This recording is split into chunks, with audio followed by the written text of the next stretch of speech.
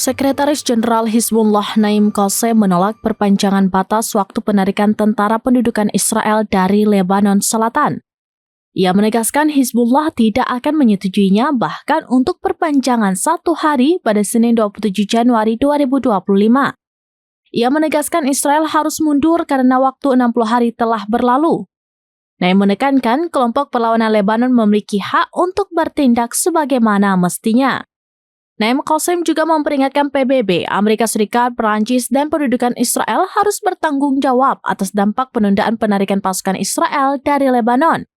Sekjen Hizbullah mengatakan ia mendapat informasi bahwa sekutu utama Israel, Amerika Serikat, menghubungi pejabat Lebanon dan meminta mereka untuk memperpanjang perjanjian hingga 28 Februari 2025.